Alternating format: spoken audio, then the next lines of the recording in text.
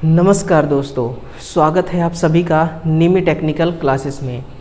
देखिए एनसीएल जो एक कोल माइंस कंपनी है, जो कि एक महारत्ना भी कंपनी है ना। इसकी तरफ से एक बहुत ही बढ़िया अपडेट निकल के आ रही है और डेट भी आप दे सकते हैं 20 जून 2024, यानी अभी हाल ही का ये आपके लिए ये जो नोटिस है, ये नोटिस कोल इंडिया लिमिटेड की तरफ से निकाला गया है। ठीक है, देखिए इसमें वैकेंसी को लेकर के बातें कही गई हैं कि कितना जो है एनसीएल को मेन पावर की आवश्यकता है ना। और हम इस पॉइंट पर भी बात करेंगे कि जो वैकेंसी है ये कब तक आने की संभावना है ना। सभी बातों पर चर्चा करेंगे दोस्तों। सेशन को आगे बढ़ाने से पहले आपसे एक मेरा गुजारिश है कि अगर आपने चैनल को सब्सक्राइब नहीं किया होगा या फर्स्ट टाइम आप विजिट कर रहे हैं हमारे इस प्लेटफॉर्म पे, तो चैनल को सब्सक्राइब जरूर कर लीजिएगा। अब ध्यान से सुनिए, ये डेट जो है, इस डेट को ध्यान रखिएगा, 20/6/2024 है ना, यानी कि अभी हाल ही का ये आपको नोटिस जो है ये मैं दिखा रहा हूँ।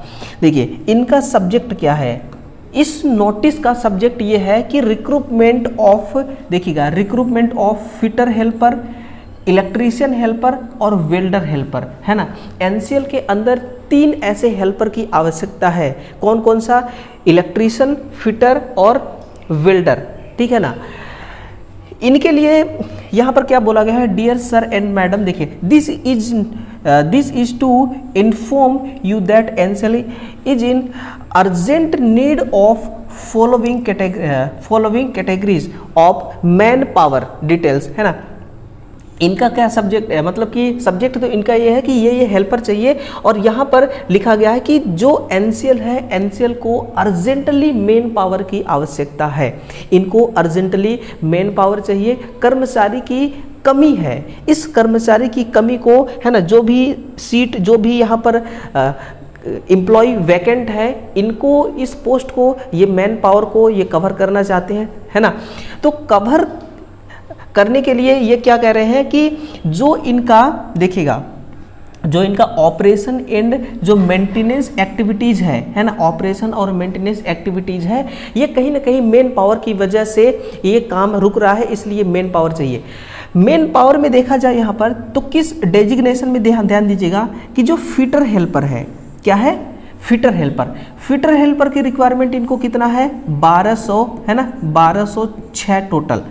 फिर इलेक्ट्रीशियन हेल्पर कितना चाहिए, वो चाहिए इनको 525, और वेल्डर हेल्पर चाहिए 132 है ना। टोटल देखिएगा 1800 प्लस है, कितना है टोटल, 1800 प्लस यहाँ पर वैकेंसी है। अब ये वैकेंसी किसके लिए है और इस वैकेंसी को कैसे ये भरेंगे है ना। जैसे कि रेलवे में जीडीसी होता है ना, अंदर ही अंदर डिपार्टमेंटल वैकेंसी आती है, अंदर ही अंदर ये कर्मचारी सिलेक्ट करके, और फिर जो वहाँ पर जो कर्मचारी की आवश्यकता होती है, जितने कर्मचारियों की, वो अंदर ही अंदर से ले लेते हैं। इसी प्रकार से एनसीएल में हो रहा है। लेकिन यहाँ पर ध्यान दीजिएगा, ये कैसे इस 1800 प्लस पदों को भरेंगे। तो यहाँ पर लिखा जा रहा है कि in this content is requested to spare sufficient willing employee from your subsidiary। Other subsidiary का मतलब ये होता है कि जैसे कि एक बड़ी कोई फैक्ट्री है, बड़ी कोई कंपनी है, महारत्ना कंपनी, और इसके अंदर छोटे छोटे कंपनी होते हैं है ना। अब देखिए इस महारत्ना कंपनी के अंदर कौन कौन से छोटे छोटे कंपनी काम कर रहे हैं, जैसे आपका ECL, BCCL, WCL, ये तीनों क्या है, ये तीनों कंपनी है जो इसके अंडर में काम कर रही हैं, इसके अंदर काम कर रही हैं। तो कई बार ऐसा होता है ना कि हमें कर्मचारी, मतलब हमारे पास कर्मचारी 10 हैं, लेकिन 10 के जगह पे अगर वो कर्मचारी 5 होना तो भी हम काम चला सकते हैं। तो 5 कर्मचारी हमसे क्या है, हमारे पास एक्स्ट्रा है।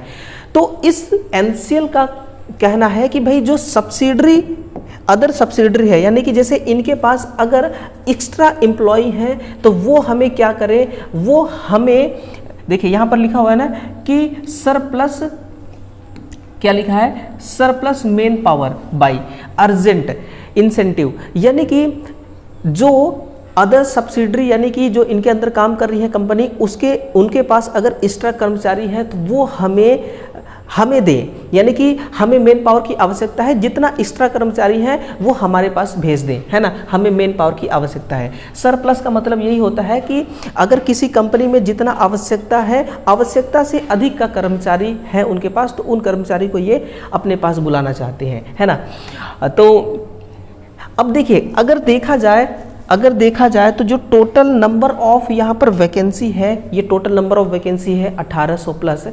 तो जो सरप्लस कर्मचारी होते हैं, है ना, एम्प्लॉय होते हैं, वो किसी भी कंपनी में 2, 4, 10 इतना ही ज़्यादा होते हैं। 1800 सरप्लस कर्मचारी नहीं होते, एक्स्ट्रा कर्मचारी किसी के पास नहीं होते। 2 होते हैं, 4 होते हैं, मैक्सिमम 10 होते हैं, है ना। तो यहाँ से एक हमें उम्मीद की किरण नज़र आ रही है कि जब ये वैकेंसी खाली रहेंगी तो सीधी भर्ती, जो डायरेक्ट रिक्रूटमेंट निकाला जाता है ना, ओपन मार्केट वाली वैकेंसी, सीधी भर्ती, ये सीधी भर्ती आने की 100% संभावना है। लेकिन इस नोटिस में ऐसा कहीं पर भी ये मेंशन नहीं किया गया कि कब तक में ये वैकेंसी हम निकालेंगे, कब तक में इस वैकेंट सीट को भरेंगे, यानी कि जो सरप्लस कर्मचारी हैं इनको लेने के बावजूद जो सीटें बच जाएंगी उसको हम कब तक में भरेंगे, ये चीज़ इन्होंने नहीं बताया है। लेकिन ये हम एक आंकड़ा लगा सकते हैं और ये एक उम्मीद भी है, ध्यान दीजिएगा, ठीक। और इसके बाद थोड़ा सा आप यहाँ पर नीचे जाएंगे तो यहाँ पर लिखा हुआ है कि देखिए, इन्होंने 15 दिन के अंदर क्या बोला है कि 15 दिन के अंदर, यानी कि 2 सप्ताह के अंदर जो हमें कर्मचारी चाहिए 1800 प्लस, वो कर्मचारी हम बुला लेंगे, है ना। तो अब एक तो इतना एक्स्ट्रा कर्मचारी किसी के पास रहता नहीं, तो इनका सीट तो वैसे ही वैकेंट रहेगा, और जो भी कर्मचारी आते हैं वो 15 दिन के अंदर इनको ले लिया जाएगा। और लेने के बाद जो इनको प्रॉफिट, जो इनको बेनिफिट दिया जाएगा वो सब कुछ यहाँ पर लिखा हुआ है ना, कौन कौन सा इनको यहाँ पर फ़ायदा मिलने वाला है, ये सब कुछ यहाँ पर मेंशन किया हुआ है ना, इसके अंदर लिखा हुआ है। तो यही बात है, देखिए यहाँ से आपके लिए एक उम्मीद की किरण है ना। हम यही कह सकते हैं कि इतना एडवांस किसी के पास नहीं होता कर्मचारी की 1800 कर्मचारी एडवांस रखे कोई कंपनी, ठीक है।